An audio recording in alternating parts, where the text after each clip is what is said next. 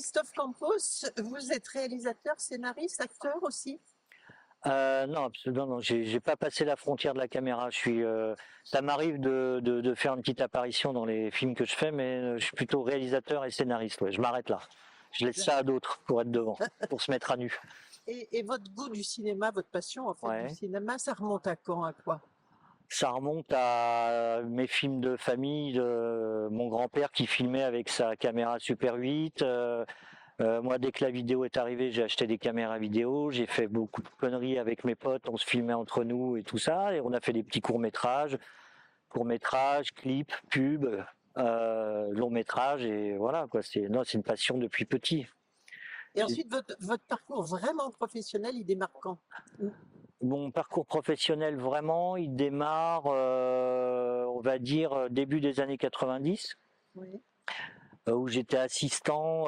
J'ai commencé comme assistant pour Canal+ à l'époque, pour des émissions de vidéos, tout ça. Et j'étais en même temps assistant d'un animateur en pâte à modeler. Donc ça a été ma formation. Ensuite, j'ai très vite commencé à vouloir réaliser mes petits clips et mes choses Vous avez personnelles. fait de la pub, non J'ai aussi? fait beaucoup de pubs, ouais. Oui. J'ai vraiment appris moi avec le clip et la pub, ouais. Ouais.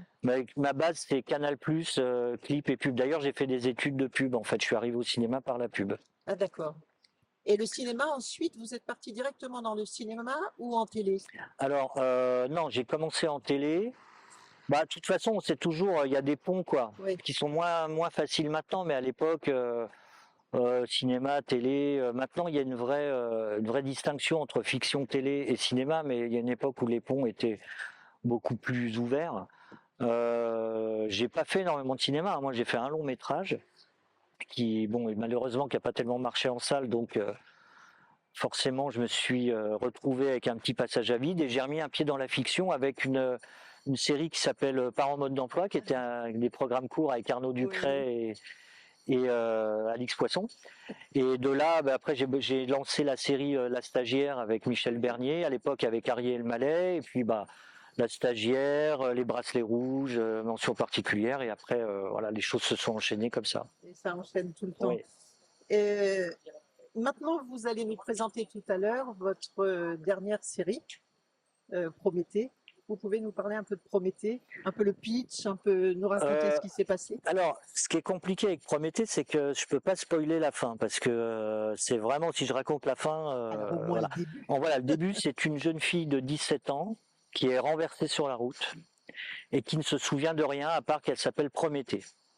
Elle est ramassée par un médecin qui est joué par Thomas Joannet et sa femme Marie-Josée Croze, qui ont perdu leur fille il y a 2 ans.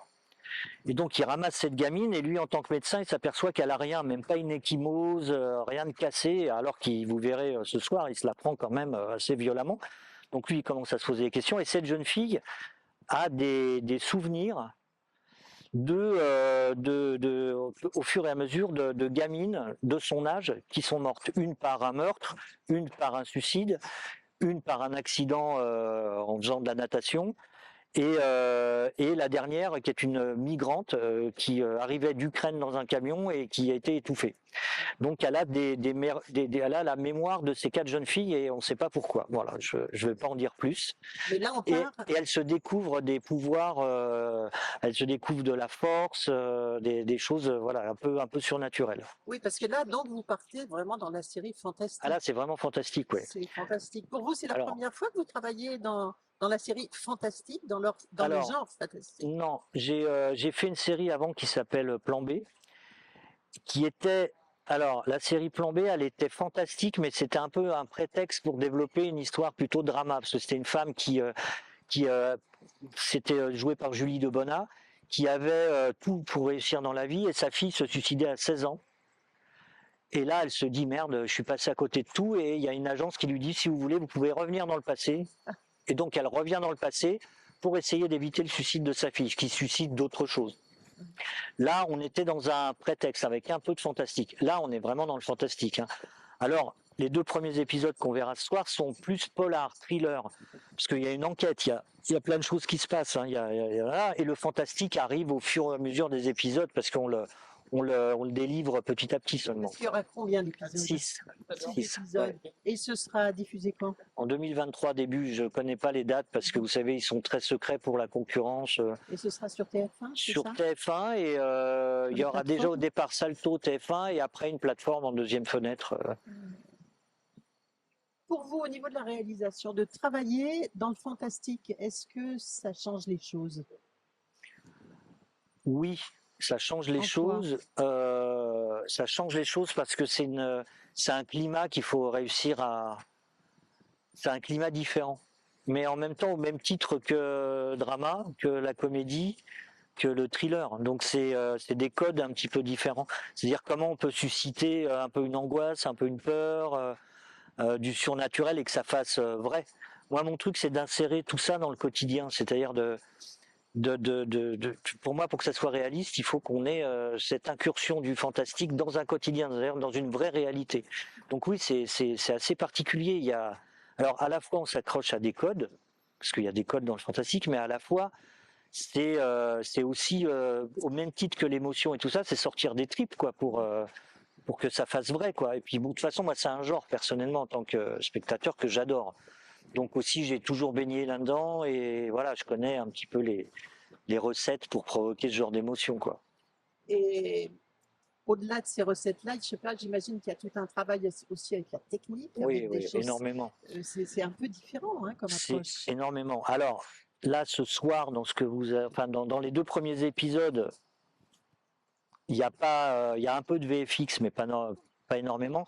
Mais par la suite, alors c'est les deux choses. Quand il y a des choses, par exemple, il y a des choses qui nécessitent des effets spéciaux, des choses qui sont extraordinaires, impossibles à faire en réel. Donc là, c'est vrai que c'est une approche technique différente avec des fonds verts ou des murs de LED, avec des câbles accrochés, des choses comme ça. Donc ça demande un apport de cascadeurs et puis des effets spéciaux.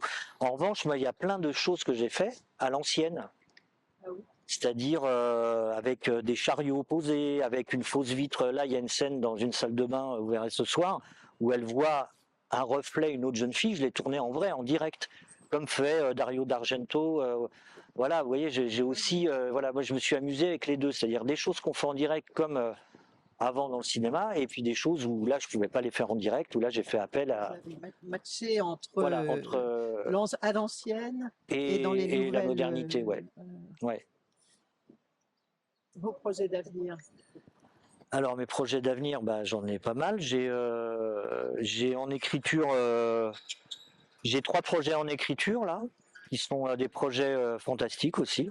Quand vous dites en écriture, c'est-à-dire vous êtes scénariste Oui, dedans? je travaille avec un scénariste qui s'appelle Fabien Ada, avec qui j'ai bossé sur Prométhée. Mhm. Oui, on travaille en binôme tous les deux aussi. Lui est plus le directeur d'écriture et moi je viens, on travaille vraiment en symbiose tous les deux. Et Voilà. vous repartez donc en fantastique là. On repart là, on a un projet de long métrage, on a une série pour une plateforme, et 2 séries pour les plateformes. Et on est en train de penser à la saison 2 de Prométhée aussi.